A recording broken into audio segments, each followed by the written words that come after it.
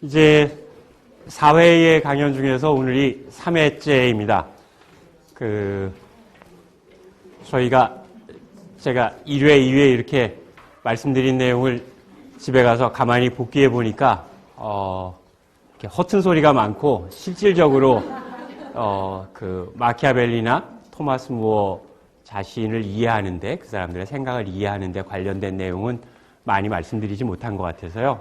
이번 시간에는 조금 더 홉스에 대해서 꼼꼼하게 한번 따져보려고 합니다. 어렵고 딱딱하다라는 얘기를 돌려서 하는 중입니다. 가지고 계신 그 강의 자료에 제일 처음에 보시면 제가 인용을 하나 해놨는데요. 아주 영국의 대표적인 사상사를 연구하는 연구자인데요. 마키아벨리 때에도 이야기가 되고 이 사람이 홉스까지 포함해서 서양 근대 사상사를 연구하는 아주 저명한 학자인데요. 그 사람이 이야기하는 것 중에 하나가 거기에 있는 것처럼 모든 정치 사상은, 그러니까 플라톤부터 시작해서 현대에 이르기까지 모든 정치 사상은 세 가지의 특징을 반영하고 있는데, 첫 번째는 그 사상을 만들어낸 시대의 문제가 반영되어 있다. 그래서 이건 아주 유명한 말로는 헤겔이라고 하는 사람이 모든 사상은 그 시대의 자식이다, 이렇게 말한 내용이 있거든요. 그런 의미에서 이제 홉스의 정치사상에도 홉스가 살았던 시대의 문제가 반영되어 있다. 그래서 저희는 홉스의 생각에 반영되어 있는 시대의 문제는 무엇인가라고 하는 걸 먼저 살펴보려고 하고요. 두 번째는 이 홉스의 사상에는 홉스 개인의 생애가 묻어 있다, 이렇게 말할 수 있습니다. 다 아는 이야기죠. 어떤 사람의 생각이나 사상에는 그 사람이 살아온 경험이 녹아 있죠.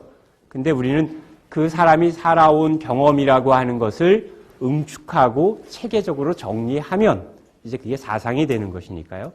그래서 홉스의 사상을 알기 위해서는 홉스 개인의 체험과 홉스의 개인적인 생애를 잠시 살펴보려고 합니다.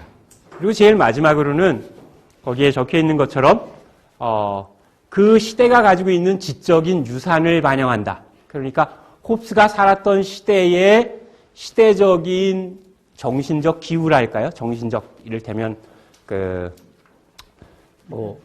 클라이밋 오브 오피니언, 그래서 시대의 정신적인 분위기가 어떠한 것인지를 반영하고 있다, 이렇게 말씀드릴 수 있는데요. 그래서 오늘 1부는 이제 홉스 개인의 생애, 그 다음에 홉스가 살았던 시대의 문제, 그리고 그 홉스가 살았던 시대의 문제를 홉스와 동시대의 다른 우리가 사상가라고 부르는 그런 인물들은 어떻게 해결하려고 노력했는가라는 것을 살펴보려고 하고요.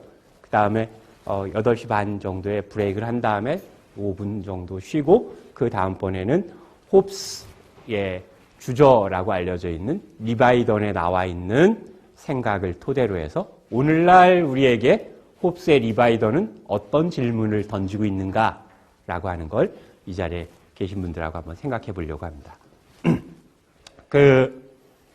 홉스가 살았던 시대를 보기에 앞서서 홉스의 개인의 생애를 한번 보시면 굉장히 재미난데요. 홉스의 생물학적인 생물연대를 한번 보시면 놀라운 일이 있습니다. 이 사람이 1588년에 태어났어요. 그런데 이 홉스가 죽은 건 1679년에 죽었습니다. 우리 나이로 93세에 죽었어요. 홉스는. 그 당시에 통계학적으로 알려져 있는 당대인들의 평균 수명은 30살 정도입니다. 그러니까 유아 사망률이 대단히 높고, 아시다시피 14세기부터 시작해서 16세기 홉스가 살았던 17세기까지도 유럽은 흑사병이라고 하는 게 굉장히 몇 년에 한 번 혹은 30년에 한 번씩 와가지고 거의 인구의 3분의 1씩 감소를 시키고 하는 일들이 있었는데요. 더 놀라운 것은 이 홉스라고 하는 이 인물은 한평생 죽음의 공포를 안고 산 사람이에요.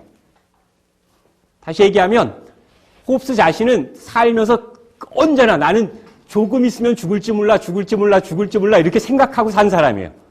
그런데 죽은 실제는 당대 최고령일 겁니다. 아마 조사하지 않았지만 기네스북이 당대에 있었다면 홉스는 93세라고 하는 그야말로 오늘날 우리 기준으로 봐도 장수한 셈이죠.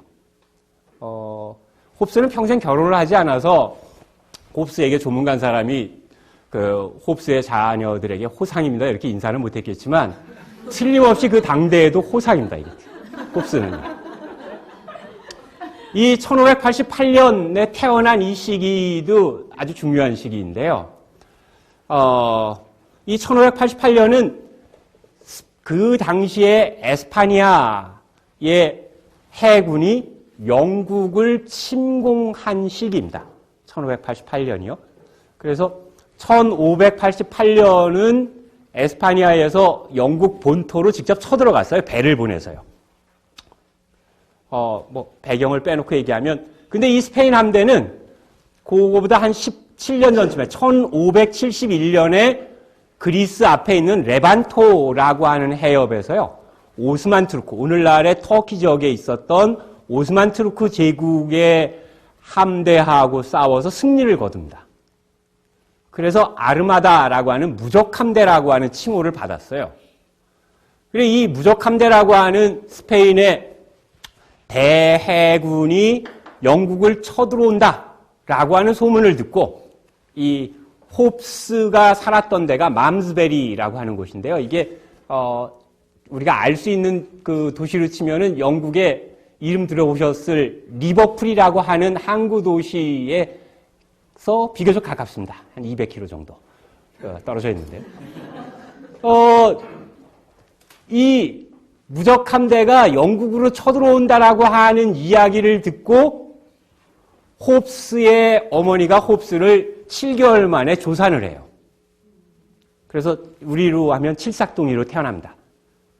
그 태어나는 순간에 홉스의 어머니가 스페인 무적함대가 쳐들어온다는 소문을 듣고 두려움에 떨다가 조산을 한 셈이죠. 그런데 스페인 무적함대가 들어온다는 게 지금 같으면 뭐 페이북이든 트위터든 SNS를 통해서 금방 알았겠지만 그 당시에는 어떻게 알았겠어요? 이게 원래 일찍 쳐들어오려고 그랬는데 기후가 안 맞고 이래가지고 일찍 못 쳐들어오고 계속 지연이 된 상태였는데 더 그 당시 사람들을 두려움에 떨게 했던 건 이 16세기의 유럽 최고의 점성술사 중에 뮬러라고 하는 사람이 있었어요. 근데 이 뮬러라고 하는 사람이 우리나라로 치면 뭐 이제 무슨 뭐 백아무개 선생 뭐 이런 사람들이 이제 구군을 보잖아요. 구군. 거의 안 맞지만 하여간 구군을 봅니다. 해마다. 근데 뮬러가 뭐라고 예언했냐면 1588년은 유럽에서 보기 드문 재앙의 한 해가 될 것이다. 이렇게 미리 설레발을 쳐놨어요. 그래서 많은 사람들이 겁을 먹고 있는 상태에서 쳐들어온다고 하니까 조산을 하게 됩니다.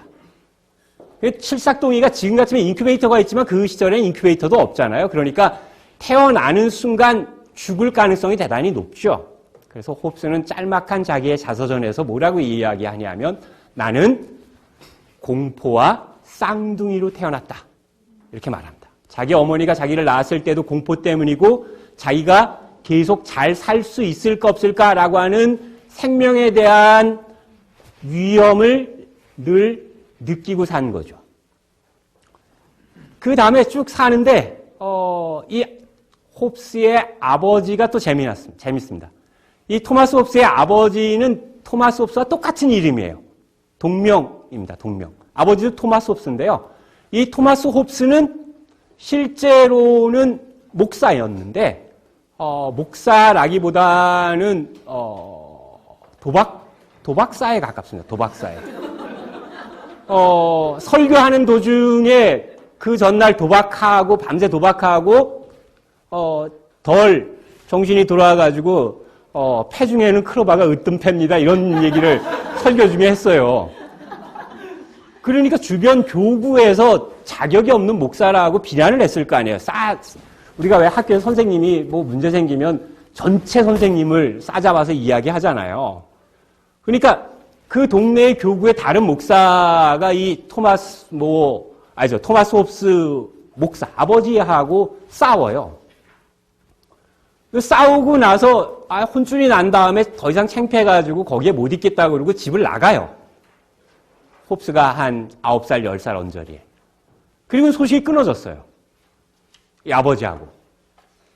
그래서 토마스 홉스가 당대에 인정을 받지 못한 많은 이유가 있는데요. 그 이유 중에 하나가 어떤 거냐 하면 토마스 홉스가 무신론자이기 때문이라는 소리가 있어요. 이제 우리가 뒤에 조금 더 살펴보시면 이해가 되는 부분들이 나오는데요.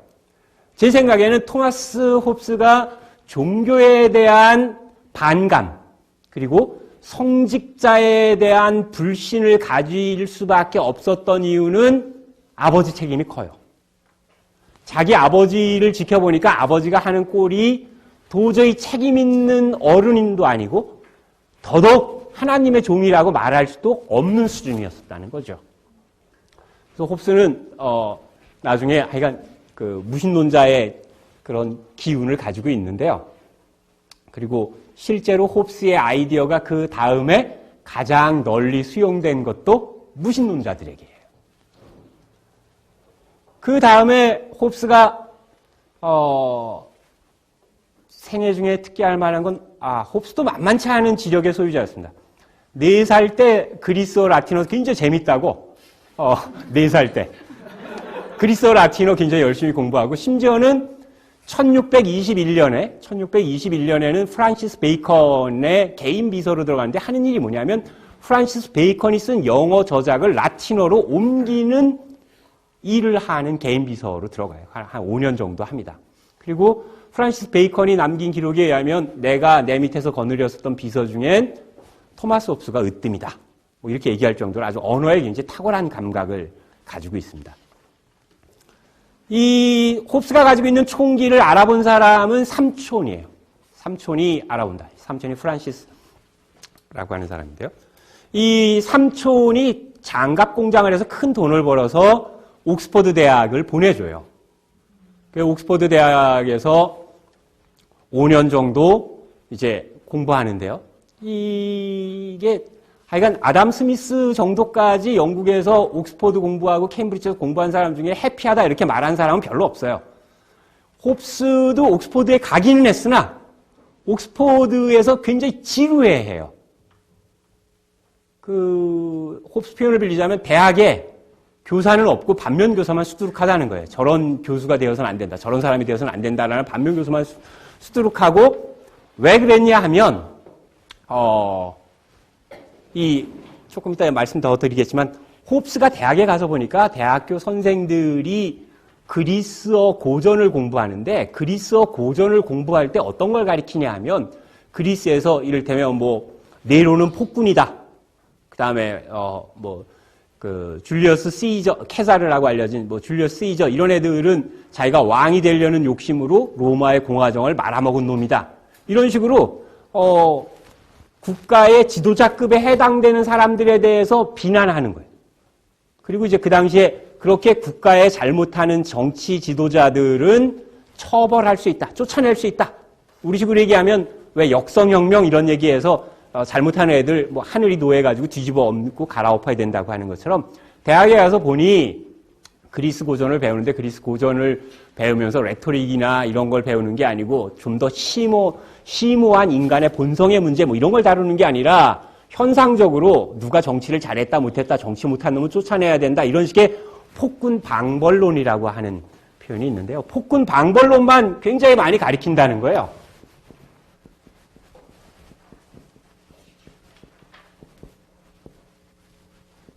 이게 이제 쫓아내고 벌 줘야 한다라는 뜻인데요.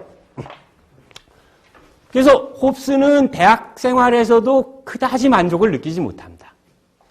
그리고 대학 교수에 대해서 아까 말씀드린 것처럼 반감을 가지고 있어요. 그래서 저는 늘 이렇게 역사를 보다 보면 역사적인 인물의 의식의 속살을 들여다보는 게 중요하고 그 의식의 속살이라는 게 되게 감정이잖아요, 우리가. 그렇죠? 이 홉스의 의식의 속살을 들여다보면 홉스가 어린 시절에 가지고 있는 무책임한 아버지에 대한 감정 그리고 자기가 16살, 서양 나이로 16살에서 20살까지 대학에서 자기가 보았던 대학 교수들에 대한 감정이 홉스에게는 굉장히 중요한 원체험이었어요. 그래서 나중에 영국의 1640년에서 1660년까지 영국의 시빌 워라고 해서 그 내전이 일어났는데요. 그 내전 기간에 내전을 일으킨 책임을 져야 할 사람 중에 하나로 대학 교수를 뽑아요. 그 대학 교수 앞자리에 영국에 이렇게 내전이 일어나서 무정부 상태가 된 이유 중에 꼽는 또 한 명의 직업군이 성직자예요. 그래서 제가 이건 뭐 우리 공부하고 조금 다르지만 세속적으로 한번 생각해 봤어요. 세속적으로. 잘 생각해 보면 우리는 감정이 이렇게 중요한가라고 잘 생각 못 하지만 사실은 감정이 중요하다, 이게. 감정을 잘 돌봐줘야 된다. 그래서 제가 개인적인 경험에 잘 빗대어서 생각해 보니까, 이런 경우가 있을 수 있더라고요. 이를테면 친구가 어렵다고 그래서 사업이 어렵다고 그래서 이렇게 1,000만 원을 빌려줄 수 있어요. 기한도 없이. 그러니까 뭐 빌려줄 수 있는데, 이를테면, 친구 뭐 집안에 아버님, 어머님이 돌아가셔서 상이 나서 부주를 한다고 그래가지고 연락을 했는데 자기가 못 가니까 5만 원만 대신 넣어다오. 내가 일주일 후에 줄게. 이랬는데 일주일 후에 걔를 만났는데 5만 원을 안 주잖아요. 그러면 1,000만 원 빌려준 건 속상하지 않아요. 그런데 5만 원 안 갚은 건 두고두고 생각나요. 이 자식이 왜 안 갚지? 갚아야 되는데. 안 그런가요? 저만 그런가요? 그래서 조금 일반화하면, 사람이 살면서 태산에 걸려서 넘어지지 않고 돌뿌리에 걸려서 넘어지는구나. 그러니까 태산은 우리가 걸려서 넘어질 일이 없어요. 큰 이데올로기, 큰 이념, 이런 걸로 척지는 거 아니고요. 잘 보면 조직이나 운동이나 혹은 대의명분이 어떠하든 혹은 사람 관계에서도 사실은 작은 일에 의해서 갈라지게 되더라고요. 제가 홉스 보면서 학문과 별개로 세속적으로 세속적으로 이렇게 물리를 트였다 이럴 때 쓰는 것처럼 세속적인 트임이 있다면, 사람은, 감정을 상하게 해서는 안 된다. 그걸 조금 더 일반화하면 사소해 보이는 일이 사실은 사소한 일이 아니라는 거예요. 우리가 가족과의 관계에서도 잘 보면 가족이니까 다 이해할 거라고 굉장히 사소한 실수를 굉장히 많이 해요. 그런데 잘 보면 그게 사소한 일이 아니에요. 그런데 스스로 사소하다고 생각하는 거죠. 그게. 그래서 사실은 사소하다고 보여지는 그 사소하지 않은 일들이 누적되어서 관계의 균열이 일어나고 대의가 깨지고 운동이 악화되는 것 같더라고요. 하나만 더 그냥 말씀드리면, 저도 대학 다닐 때 이렇게 서클을 갔는데, 이 서클이 지하실에 있어서 늘 언더 이렇게 불렀다고요. 꼭 나쁜 짓을 해서 언더가 아니라 지하실에 있어서 언더라는 서클을 갔는데, 서클을 내가 어떻게 갔겠어요? 이영희 선생님의 무슨 책을 미리 읽고 간 게 아니라 간이 읽었던 건데 어떻게 갔을까 생각해 보니까 다 아름아름이에요. 내가 인간적으로 좋은 감정을 가지고 있는 선배가 대학에 가면 이런 정도는 공부를 하고 이런 책을 읽어봐야 되고 학과 공부에서는 충족시켜주지 않는 지적 희열과 실천적 문제의식을 알게 될 것이다. 사람 따라간 거라고요. 사람 따라. 사람과 사람의 관계는 처음에 이성적으로 맺어지는 게 아니라 사실은 감정이잖아요. 그렇죠?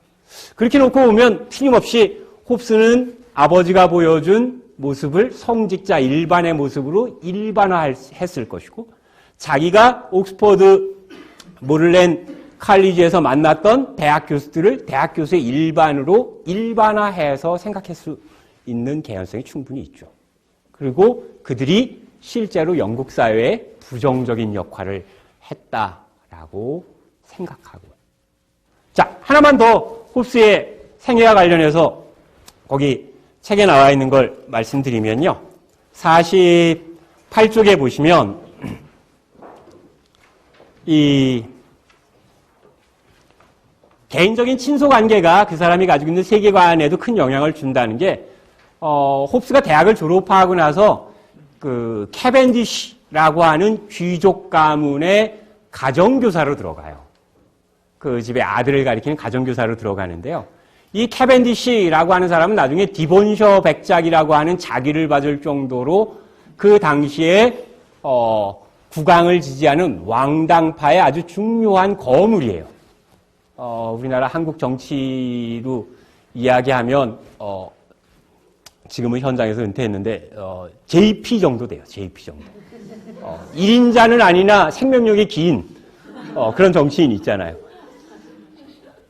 이 캐벤디시가의 가정교사로 들어가는데요. 캐벤디시가의 가정교사로 들어가서 자연스럽게 두 가지 점에 친해져요. 하나는 이 사람이 아까 얘기한 대로 얼이라고 하는 자기를 봐줄 정도의 대단한 재력가일 뿐만 아니라 그 당시에 재력가들은 다 개인 서고가 있거든요.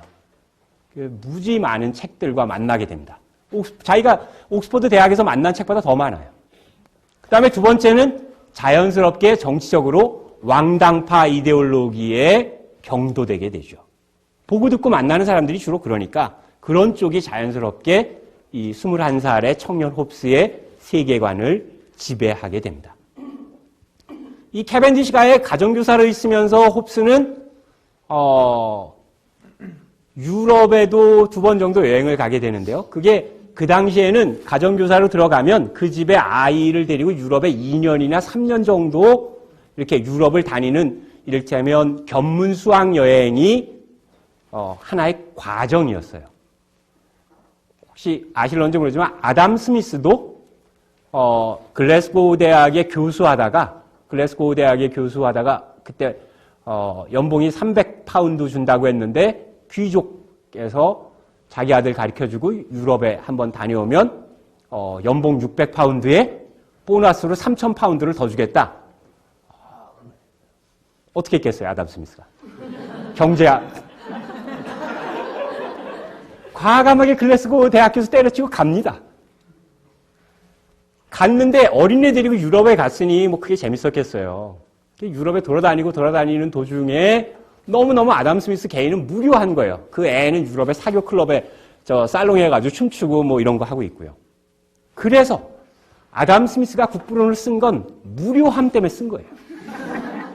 무료함의 산물이 국부론이에요. 실제예요. 제가 나중에 약간 기회 돼서 혹시 이걸 뒤에 이어서 하게 되면 이제 아담 스미스부터 또 하려고 그러는데요. 틀림없습니다. 마찬가지로 토마스 홉스도 영국에서 유럽 대륙으로 2번 이 캐벤디시의 아들이 이제 윌리엄 2세라고 해서 데리고 1600 언제 가냐면요. 1차로 1614년에서 15년에 유럽에 한번 가요. 그것보다 더 중요한 게 언제 가는 거냐면 이 사람이 윌리엄 1세라고 하는 캐벤디시 그 귀족의 아들이 일찍 죽고 그 아들의 아들, 그러니까 캐벤디시 백작의 손자 윌리엄 3세를 데리고 1634년에서 1637년까지 3년간 파리에 체류를 해요. 아주 파리에 체류를 하는데요. 그때 이 홉스가 중요한 사람을 만납니다. 이 16세기, 17세기죠. 17세기 유럽 지성계에서 메르센느라고 하는 사람이 있는데요. 이 메르센느라고 하는 사람은 위대한 학자는 아니에요. 그런데 이 사람은 유럽의 지성계를 네트워크로 연결해주는 연결의 정점에 있었던 사람이에요. 그러니까 우리로 하면 교통요지라고 하는 것처럼 인적 교류의 요지에 있었던 사람이 메르센느라는 사람이거든요. 어떤 역할을 했냐면 사람들의 편지가 오면 이를테면 홉스가 이 사람에게 편지를 쓰면 홉스의 편지를 자기가 복사가 아니라 쭉 대피를 시켜가지고요. 유럽에 있는 다른 지식인들한테 쫙 보내줘요. 그리고 갈릴레오가 뭐 했다 그러면 갈릴레오가 했던 걸 쫙 수합해서 또 다른 지역으로 쭉 보내주고요. 그러니까 뭐 인간 복사기 같은 사람이죠. 인간 복사기. 이 메르센느를 만나서 유럽의 많은 지식인들과 교류하게 되는데 그중에 대표적인 사람이 2명이 하나는 데카르트고 하나는 갈릴레오 갈릴레이예요. 데카르트하고는 안 맞아요. 홉스하고. 데카르트는 여러분 잘 아시는 것처럼 그거잖아요. 이렇게 뭐 고깃도 에르고즘이라 그래서 나는 생각한다. 고로 걸어간다. 고로 존재한다. 이런 말 했잖아요. 그래서 데카르트가 그 말하고 난 다음에 데카르트 집 앞에는요, 굉장히 많은 사람들이 왔었어요. 데카르트 본 앞에서 나는 걸어간다. 고로 존재한다.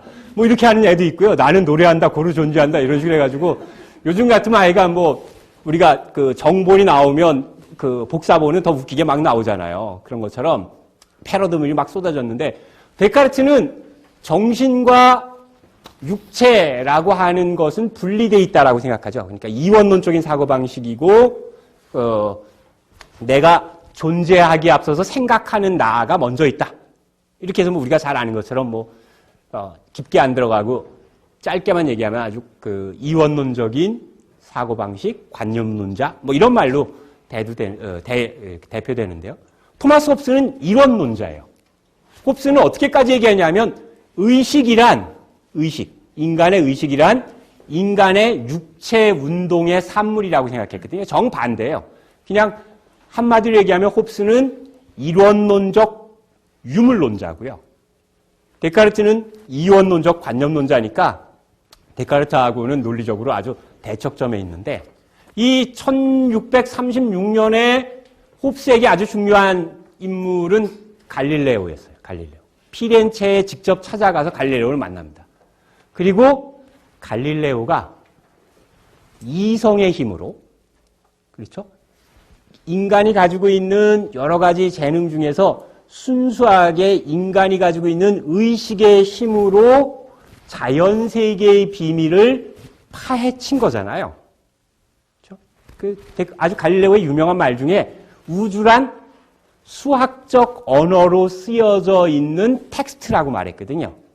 그러니까 갈릴레오는 수학이라고 하는 언어로 우주의 비밀을 파헤쳤다고 생각하고 자기는 성경을 신학자들이 성경의 비유적 해석을 해서 하나님의 뜻을 알아내듯이 자기는 수학적 언어로 쓰여있는 우주의 비밀을 찾아냄으로써 하나님이 이 세상을 창조하고 창조한 의미가 무엇인지를 해석해낸 사람이라고 생각했어요.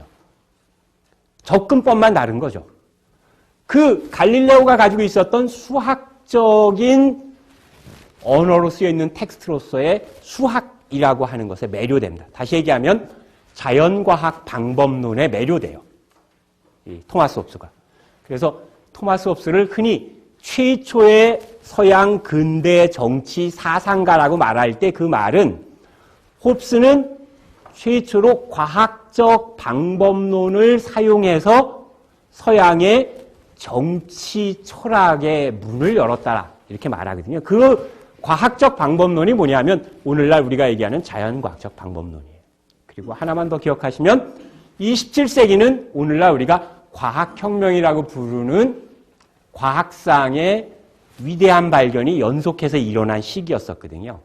그러니까 이 당대의 과학혁명으로 일컬어질 만한 천문학과 역학 분야의 획기적인 사상의 전환, 새로운 패러다임의 전환을 홉스는 아주 충실하게 흡수하려고 노력합니다.